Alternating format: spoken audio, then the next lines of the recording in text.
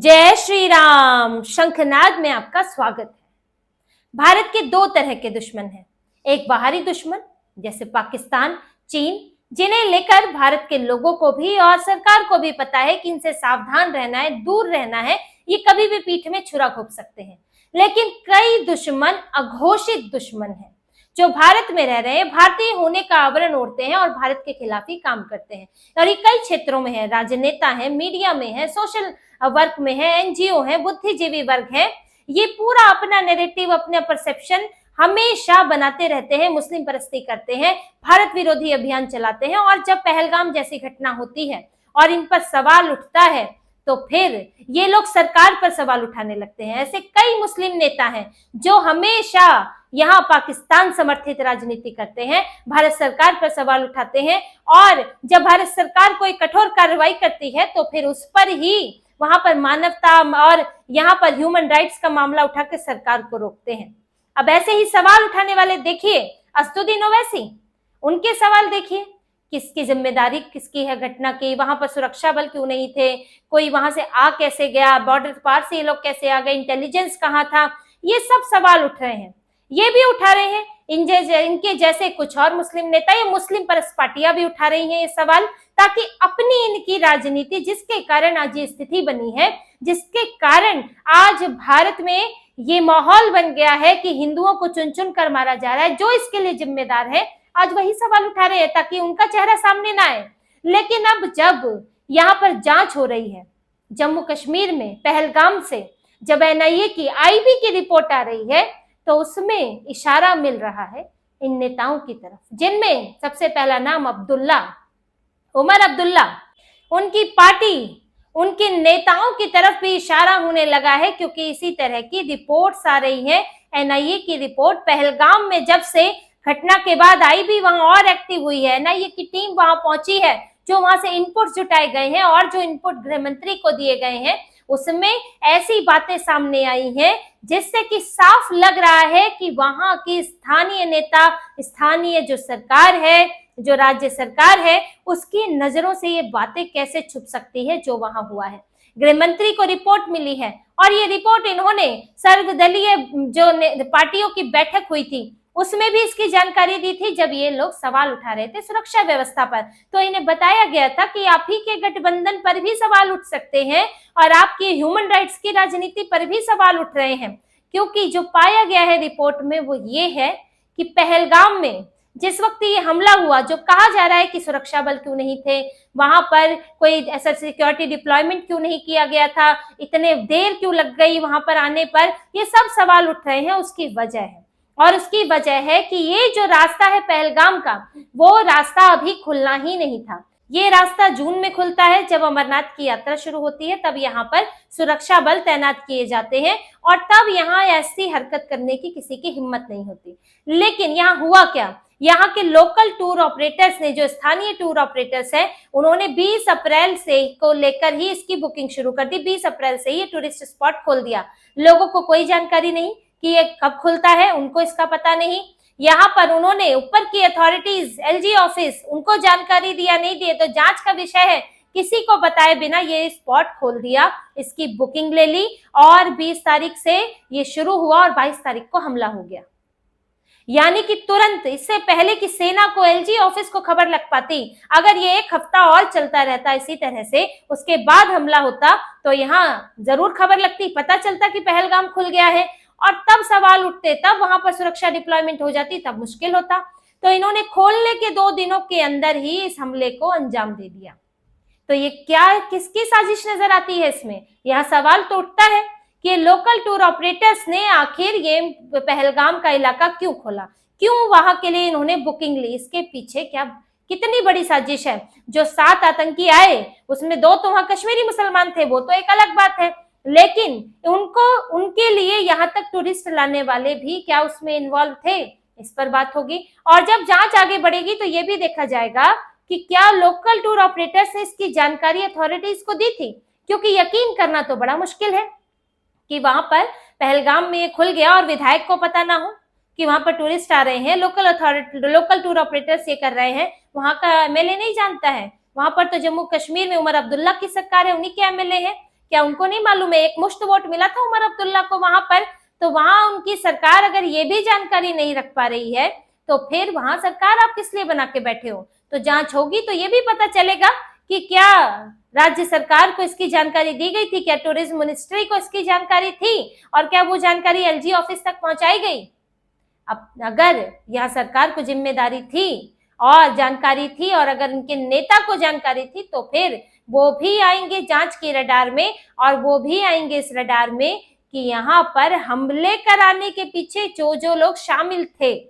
ये ऐसे ही नहीं बोला है पीएम मोदी ने कि सिर्फ बंदूक उठाने वाले को नहीं मारा जाएगा, बल्कि उसको भी नहीं बख्शा जाएगा जो ये बंदूक थमा रहा है, जो आतंकवादी पैदा कर रहा है, उनके लिए माहौल बना रहा है। ये सब चीजें इसी तरफ, ये जांच जो है वो इसी तरफ इशारा करती है कि मास्टरमाइंड को भी पकड़ा जाएगा, जो देश के बाहर भी है और देश के अंदर भी है।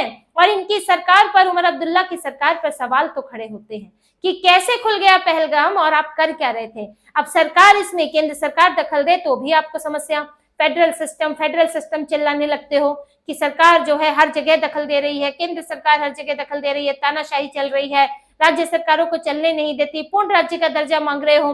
तो जब आप इतनी लोकल चीजें आप नहीं संभाल सकते तो फिर आपके सत्ता में रहने का फायदा क्या है? इसीलिए उमर अब्दुल्ला की कुर्सी पर संकट बना हुआ है। परेशान है उमर अब्दुल्ला, देखने लायक है चेहरा। और अभी ऑल पार्टी मीटिंग बुलाई है वहां जम्मू कश्मीर में, और यहाँ तक कि अभी विधानसभा का सत्र भी बुलाने वाले हैं और बड़े जोर शोर से कह रहे हैं कि आतंकी हमला गलत है और इस पर सरकार जो चाहे एक्शन ले। बड़े ही अभी इनके मुंह से जो है आतंकवाद के खिलाफ शब्द निकल रहे हैं। आज तक तो जब से कश्मीर कब से जल रहा है, इन्होंने ना इनके पुरखों ने कभी ये कहा कि आतंकवाद यहाँ पर नहीं होना चाहिए, हम भारत सरकार के साथ हैं। ये तो वो लोग हैं जो कहते थे हम दिल्ली की नहीं सुनते, यानी कि हम भारत की केंद्र सरकार की नहीं सुनते, हम तो अपनी सरकार चलाते, अपने राजा थे। और किसकी सुनते थे? पाकिस्तान की। पाकिस्तान परस्ती इनके रगों में है। ऐसा माहौल इन्होंने यहाँ पर खड़ा किया था कि ये अलगाववाद की आग में इसको जलाना चाहते थे, जम्मू कश्मीर को, और यही हो रहा था। लेकिन जब से धारा 370 हटी, वहां पर यूटी बना, तो इनकी हालत खराब हो गई। अब तो लगा हमारी राजनीति ही खत्म। लेकिन अब कई तरह के दबाव, कश्मीर की स्थिति, तो भारत सरकार को चुनाव कराने पड़े, ऊपर से सुप्रीम कोर्ट ने भी आदेश दे दिया। अब सवाल तो उस पर भी उठ रहे हैं। यहाँ बात सिर्फ उमर अब्दुल्ला, उनकी पार्टी, उनकी सरकार की, वो तो जांच का विषय है, लेकिन यहाँ सवाल ये भी उठ रहे हैं कि सुप्रीम कोर्ट ने जब डीवाई चंद्रचूड़ सीजेआई थे, ये फैसला दिया और यहाँ पर चुनाव जल्दबाजी में कराए गए। कई जो सेना के पूर्व अधिकारी हैं वो इस पर सवाल उठा रहे हैं कि जम्मू कश्मीर में चुनाव की जरूरत ही नहीं थी, पूरी तरह से अथॉरिटी केंद्र सरकार के पास होनी चाहिए थी, क्योंकि जब तक यहाँ पर केंद्र सरकार के पास अथॉरिटी रही थी तो इस तरह से पर्यटकों पर, खास तौर से धर्म पूछ के हिंदुओं पर कोई हमला नहीं कर पाया था। ये जब से चुनाव का मामला शुरू हुआ है, जब से वहां चुनाव हुए, उमर अब्दुल्ला की सरकार बनी है, तो वहां पर चुन चुन कर लोगों को मारा जा रहा है, वो लोग जो देश के किसी और हिस्से से वहां कर काम कर रहे हैं, और उसमें भी वो हिंदू होते हैं, जो सभी मरते हैं। ये बात भी देखने वाली होगी। ऐसा नहीं है कि भारत के किसी हिस्से से मुसलमान वहां काम कर रहा है उसको मारेंगे, नहीं, वहां हिंदू मारेंगे, सिख को मारेंगे, ईसाई को मारेंगे। इस बात के लिए ये लोग कंफर्म करते हैं कि वो कौन है मरने वाला, और खासतौर से हिंदुओं को निशाना बनाते हैं। तो ये स्थितियां वहां पर हैं, और जब से ये चुनाव जीते हैं उमर अब्दुल्ला, उससे बाद से टारगेट किलिंग और ज्यादा बढ़ गई है।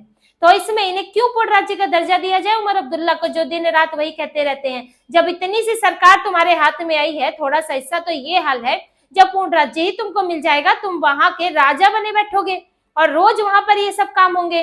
पूरी तरह से आतंकवाद फलेगा फूलेगा। अगर किसी को आतंकी गतिविधि के नाम पर नौकरी से निकाला जाता है सपोर्ट करने के लिए, तो ये लोग हंगामा करने आ जाते हैं कि क्यों निकाल रहे हैं। इन्होंने पूरा का पूरा आतंक का अड्डा उसे बनवाया हुआ था, और जब इनकी सरकार आ गई है तो वो सब एक्टिव हो गए हैं, और यही कारण है कि इनकी नाक के नीचे पहलगाम में ये हमला हो गया। और अब जांच तो होगी ही, और सच सामने आएगा कि यहाँ पर कहां तक तार जुड़े हुए हैं। इसलिए उमर अब्दुल्ला फंसे हुए हैं, और इस हमले में पूरी तरह से सरकार का साथ देंगे। कितना दुख उन्हें हो रहा है, जहां अभी तक इन लोगों को मरने का, हिंदुओं के मरने पर लेकर इन लोगों से एक शब्द नहीं निकला था। आज पहली बार हिंदू नहीं मर रहे, शिवखोड़ी में भी हिंदू ही मरे थे। आप तीर्थ यात्री कह लो, आप उन्हें पर्यटक कह लो, लेकिन मरने वाला तो हिंदू था। तीर्थ यात्रा में जो गए थे शिवखोड़ी में, वो भी हिंदू ही मरे थे। यहाँ अनंतनाग में जब भी अमरनाथ यात्रा के लिए जब भी गोलियां चलती हैं तो वो भी हिंदू होता है, और पहलगाम में जो मरे हैं वो भी हिंदू हैं, और उमर अब्दुल्ला को हिंदुओं के मरने का रत्ती भर शौक नहीं है। कोई मतलब नहीं है। इन लोगों को तो बस ये खुश करना है, अपनी सत्ता बचाए रखनी है और आतंकवादियों को खुश करना है जिन्होंने इन्हें भर भर कर वोट दिलाया, क्योंकि वहां की स्थितियां तो यही है। ये लोग, इनको जब चुनाव हुआ था तो उमर अब्दुल्ला के जीतने की वो खुद कल्पना नहीं कर पा रहे थे, लेकिन वहां के मुल्ला मौलवियों ने, वहां के ये जो वहां पर आतंकी संगठन सक्रिय हैं, अलगाववादी संगठन, इस तरह के नेताओं ने लोगों का ऐसा दिमाग में भरा कि एक मुश्त वोट उमर अब्दुल्ला को पड़े थे। आखिर महबूबा मुफ्ती को क्यों नहीं पड़े, किसी और को क्यों नहीं पड़े? जबकि उस वक्त कोई भी ये बात नहीं कह सकता था कि टैक्टिकल वोटिंग होगी कश्मीर के अंदर। हर किसी का कहना था कि यहाँ बहुत सारे ऐसे अलगाववादी नेता भी मैदान में हैं, ऐसे संगठन मैदान में है जिससे उमर अब्दुल्ला के जीतने के चांस बहुत कम है। लेकिन एक मुश्त वोट पड़ा उमर अब्दुल्ला को। क्यों? क्योंकि इनके परिवार का इतिहास है, इतिहास है इनका पाकिस्तान परस्ती का। इनके परिवार का इतिहास है, यहाँ पर हिंदुओं का जब खून बह रहा था तो ये विदेश घूम रहे थे। इनका इतिहास है यहाँ पर आतंकवाद को बढ़ावा देने का। तो जब इनका इतिहास ये है, इनका प्रोफाइल बड़ा अच्छा है इस मामले में, तो इसीलिए इनको ही वोट पड़ गए। और इसीलिए जैसे ही ये जीते उसके बाद वहां पर इनको वोट डलवाने वाले ही एक्टिव हो गए, और इन्होंने एक्टिव होके आज ये हाल किया है कि वहां पर 27-28 लोगों को, हिंदुओं को इन्होंने मौत के घाट उतार दिया है। तो इनकी जांच तो इन तक आएगी ही। ये बहुत ही अपना अभी बैठे हुए हैं, अभी बड़ा दुख मना रहे हैं, शोक दिखा रहे हैं, लेकिन जांच इन तक पहुंचेगी। ये सिर्फ बात पाकिस्तान की नहीं है, अंदरूनी तौर पर किसने सपोर्ट किया और कहां कहां तक उसके तार जुड़े हैं, ये सपोर्ट कहां कहां ऊपर लेवल तक कहां कहां तक मिल रहा था, ये सब सामने आएगा। और फिर ये पूरे यहाँ पर अब्दुल्ला गैंग है, मुफ्ती गैंग है, ये लोग बच नहीं पाएंगे। ये अब्दुल्ला जो पूर्ण राज्य का दर्जा चाह रहे हैं, इनके हाथ से इनकी कुर्सी भी खिसकती जाएगी। और यहाँ पर हो सकता है कि भारत सरकार कोई और ऐसा फैसला ले जिससे ये इनका चुनाव धरा का धरा रह जाए और उमर अब्दुल्ला जो है वो अभी नाम के जो मुख्यमंत्री हैं वो भी ना रह जाए। तो इसी तरह की और खबरें और विश्लेषण आपके लिए लाते रहेंगे। हमसे जुड़े रहिए, सब्सक्राइब कीजिए, कमेंट कीजिए। बहुत बहुत धन्यवाद। जय श्री राम।